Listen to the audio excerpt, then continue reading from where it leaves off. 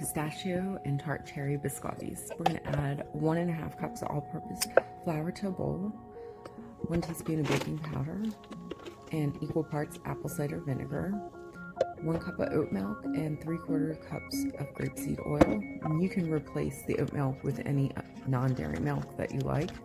Blend to combine it so it's blended through properly, and add 1/2 cup of water. If it's still dry, add some more water to that. 1 teaspoon of sea salt, 3/4 cups of vegan sugar. Fold that to combine it. 1 teaspoon pure vanilla extract. And we're going to grate some fresh nutmeg. I say fresh, it's just dry nutmeg, but when it's already browned in the jar, it gets old quick. I'm going to add some raw pistachios. I like to chop them up a bit.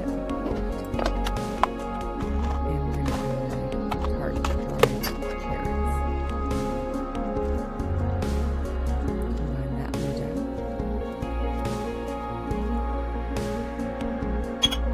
Flour a cutting board or a clean surface, and we're going to spread the dough on top of there. The dough is quite sticky right now, so I found that it becomes much easier to fold it and combine it with more dough, make it not so sticky, with a pizza scraper that works really well.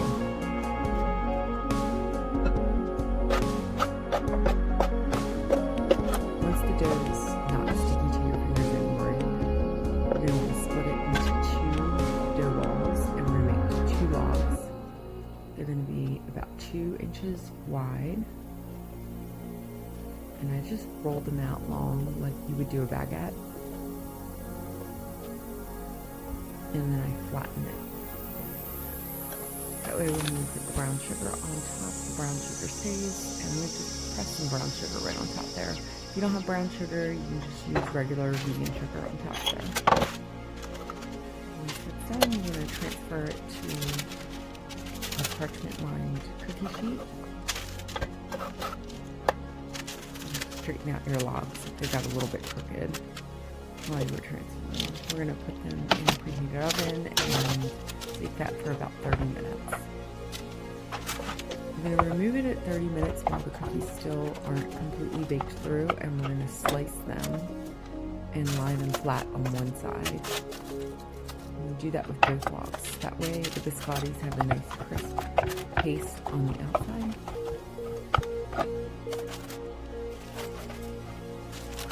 Texture. And return those to the oven and bake them until they're golden.